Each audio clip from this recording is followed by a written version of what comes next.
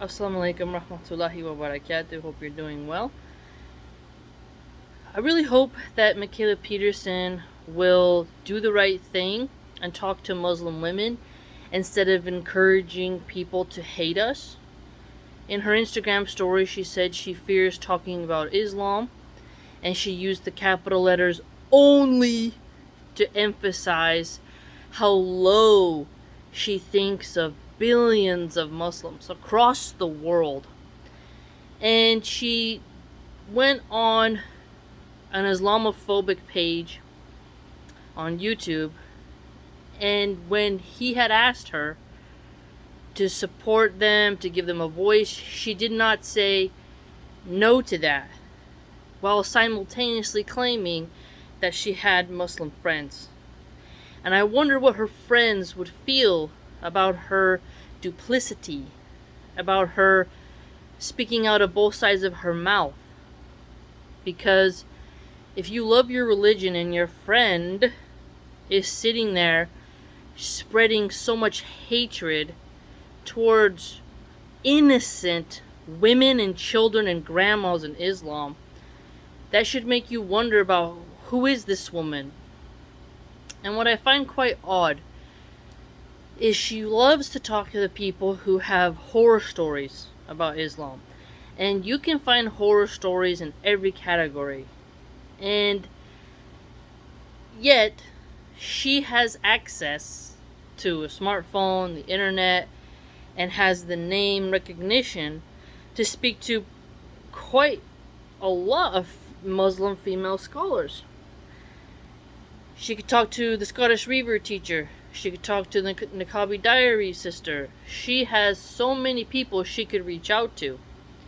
With her father's money, the money she earns from her simps online, so many things she can use to find these great sisters. But she refuses. But she loves talking to men, even though she's married. And she loves to talk to people who want our children to be less safe in school. People like Mikhaila Peterson, who call Islam dangerous, put a target on the back of my child when she wears a hijab to school. Because they'll make jokes about, okay, count down from 10 to 1, when is so-and-so gonna explode? Children in America suffer from abuse, verbal abuse, and snarky stares, and all types of scoffing comments because of people like Mikhaila Peterson, who encourage the people who hate Islam to keep barking and talking and hearing their sob stories. And she refuses to acknowledge that the people who hate Islam like to be provocateurs. They make money doing it. Mikhaila Peterson won't call out people for how they earn money harming innocent Muslims by stereotyping them, slandering them, instigating fights. She won't call that out. But she will talk about somebody like Salman Rushdie and then probably hasn't read his book or anything like that. And she'll use that to talk to her 500,000 fans about how dangerous Islam is. And then she claims to be somebody who's in pursuit of truth, in pursuit of knowledge, cares about facts, right? All of that. When in reality, she doesn't. Because she admits she has not really finished the whole Quran. She hasn't even finished the whole Bible. Alright? And yet, she doesn't denounce the Old Testament. She's not supposedly obeying anything in traditional Orthodox Christianity concerning modesty, gender roles, and chastity, things like that. And yet, when she sees the similar values in Islam, she calls that horrific, while simultaneously claiming to not be a feminist or a liberal. So she's using the right-wing movement that her dad kind of got around to propagate her ideas, when in reality she's more of a Andrew Tate, fresh and fit, sloppy seconds type of girl. She's not a devout, reputable chaste, obeying Christian woman who does Bible study every other day. So it's quite fascinating to me that someone would want to spread hatred towards little, innocent Muslim children because some author who has mental illness and has a vendetta against Islam gets what his own actions have consequences. People get in fight at football games. People get in fight at 7-Eleven. People argue, they fight, they get into tussles. Okay, if you walk around wondering about every person who gets mad at something, you have a problem. And so, it's just surprising that she likes Andrew Tate, a guy who literally helps human trafficking by having cam girls and single moms selling their bodies online to simps online and taking advantage of lonely men. She's okay with that. She likes to hang out with men who help women scam lonely, depressed men. But she doesn't like it that women wear hijabs and niqabs, while claiming she's not a feminist. So I really hope that she does the right thing,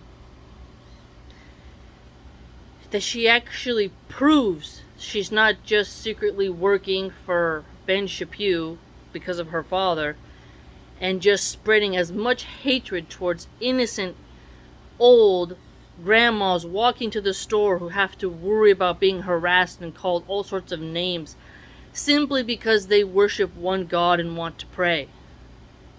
Mikhaila has no empathy for the people who are targeted because they're Muslim in America or in the UK or across the world. She only has sympathy and attention for those who vehemently hate modesty, who want Muslim women to be on OnlyFans and expose themselves, get addicted to drugs. She doesn't like Islamic values because I think Islamic values show how much she's failed as a woman, as a mother, and other things. And so I think she's so deeply uncomfortable with the thought of having to change and become better because she makes so much money and attention off of her looks, her dad's reputation, and dressing provocatively and cucking her man. This is something that she has as a business model, a campaign type of strategy. I've been seeing her activity for years now and the way she interacts with men. And so it's fascinating how she will manipulate her audience into thinking that she's some type of conservative champion. She's not liberal, she's not woke, she's not an SJW, but then encourages the harassment by her very actions, her tweets, her Instagram posts, her YouTube interviews against modest, chaste, religious women who reject entirely the woke feminist model. It's really quite fascinating. And so I really hope more Muslims don't follow the Petersons.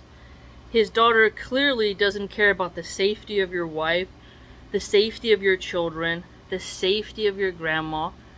She will sleep just as fine as night if a Muslim woman gets hit by a car by a radical white supremacist or somebody who is hyped up on QAnon. She's totally fine with that because she sees Islam as a threat and dangerous, and she doesn't want to ever hear the voice of a Muslim woman, but she'll gladly entertain for over an hour somebody who makes money, who is incentivized to deeply entrench people and their vehement disgust for innocent, pious, law-abiding Muslims. Okay, so don't follow them anymore. I think you should reject them. I think you should get away from them because they want us to get hurt. And you may be saying I'm being harsh, but no. We shouldn't give any attention or speak good about people who help those who spread the most disgusting, vile things about us. And it's interesting.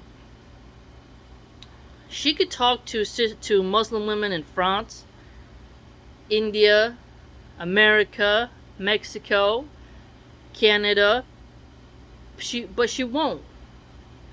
There's so many sisters across the world who would gladly express why they chose Islam, why they love Islam, how it made their life better, how not being a hedonistic OnlyFans clone was enriching to their soul, and how they like to be stay-at-home moms or part-time working. But she refuses. So does she really care about women, or does she only care about showing her body to male fans for money and then having low-grade, low IQ, Valley Girl types of podcasts? One must really analyze this. A true person who's after knowledge is going to hear multiple perspectives in a very deep way. But her refusal to speak to multiple Muslim women, or even one who's traditional or has a unique perspective, is very telling about her intentions. And even if you're not Muslim, why would you trust someone who refuses to investigate and research and then spouts off at the handle things that will hurt innocent Muslim children in public schools across America, across France, across Germany, you name it, across Russia? She openly and proudly is trying to pretend to be the damsel in distress. You should be careful of people who want to manipulate you like that just because of their beauty. Be cautious. Be very cautious of her. I think she has financial investments in some way, and that she's serving a different agenda that's not very clear yet. Because if she really was a lover of knowledge, a lover of truth, she would not want innocent little children to be targeted at school for wearing a hijab. She won't speak about the women choosing to be modest and how it's something healthy for the psychological aspect of reality. This is what you must worry about.